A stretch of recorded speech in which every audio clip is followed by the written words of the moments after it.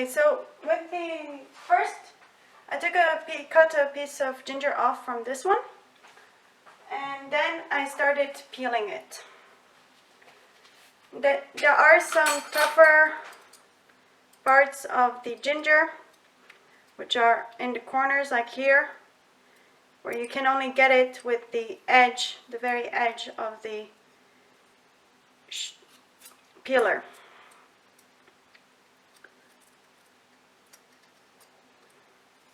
There we go.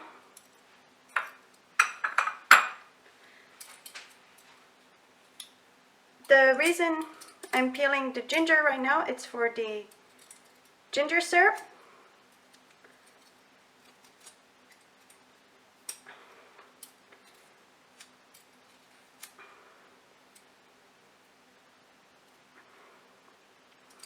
And I try to use a peeler for most of the things, and for the more difficult things I either use the edge of the peeler, like this one, or I use a knife. So right now these are a bit tougher, so I use a knife.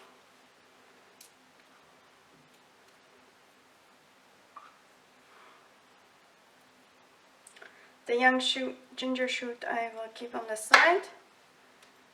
Then I cut this to help me get rid of the extra skin.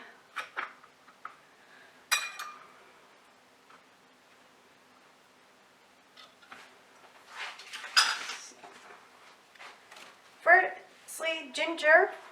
The scientific name of ginger is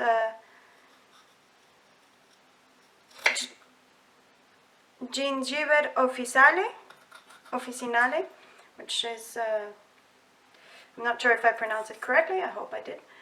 And it's a plant which originates from the tropical rainforest, which is from the Indian subcontinent to South Asia. Also, ginger was one of the first spices to be exported from the Orient to Europe. The ancient Greeks and Romans used it in their lifestyles. And ginger contains a component or compound which is called gingerol. Gingerol is a compound of the ginger that contains a potent antioxidant and anti-inflammatory properties. So now that I've finished peeling the ginger, I have started slicing it.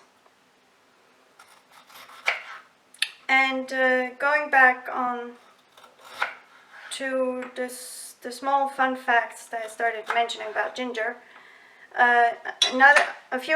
three other fun facts about ginger is about how it is used in different countries, in 3 different countries. So, for example, in Japan they use sliced ginger to eat between dishes or to cleanse their palate. In Burma, the ginger is used in one of their salads called ginto. And then in China, they use sliced or a whole ginger root to accompany or savory dishes like fish. So now that I have sliced my ginger,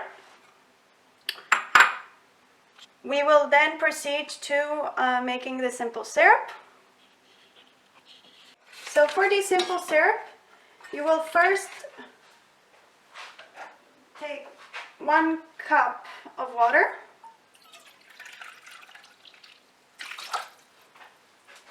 and then you take 1 cup of sugar.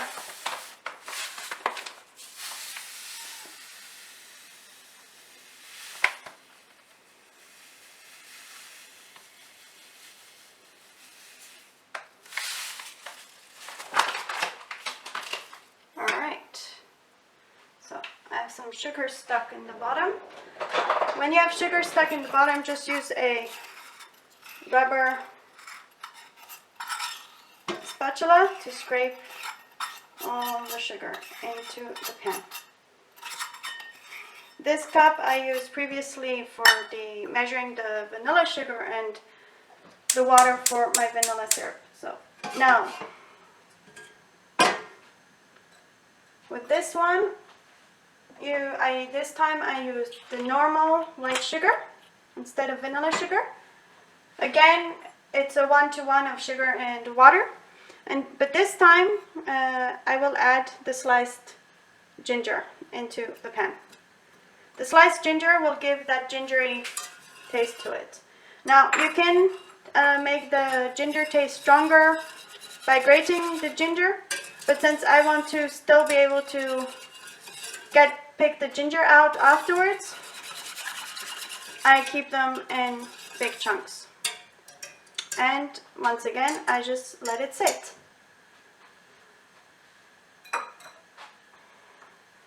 After the ginger syrup is finished, I will do a special syrup with a fruit that grows in our garden.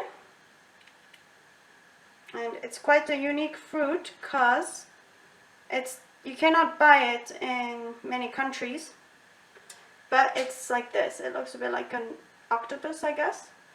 It's called Buddha's hand, or in French, main de Buddha. In Spanish,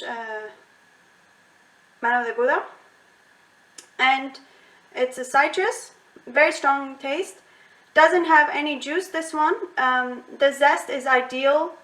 The zest of the mano de Buddha is ideal for making the mano de Buddha sugar or syrup. This time I will make a syrup because the sugar I can make another sugar of it next time. For now, for today, it would be the syrup. So I stir a bit.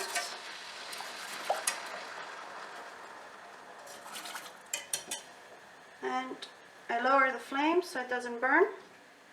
I let it sit.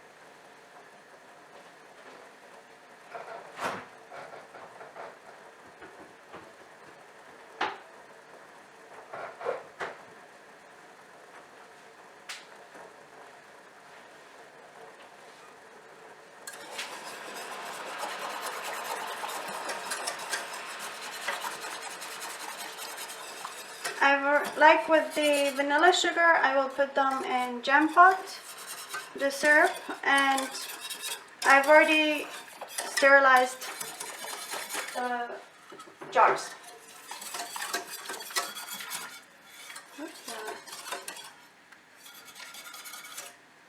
Alright. Done. Now,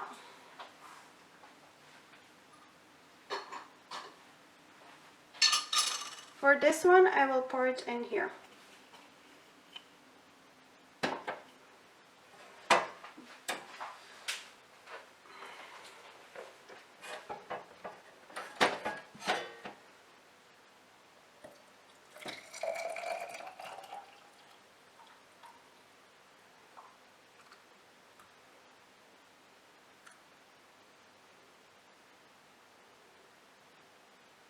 Alright, that's the first one, first jar, and I seal it, and as you can see, I have the ginger floating inside. Now, this is an example of the vanilla sugar syrup. It's clear, while the ginger syrup has a more yellowy tinge to it. So first with this one, I will put first the ginger. All of the pieces of ginger, because I want all of them. Then I will pour the remaining syrup in. And there you go. And now I will rinse the pan for the next syrup.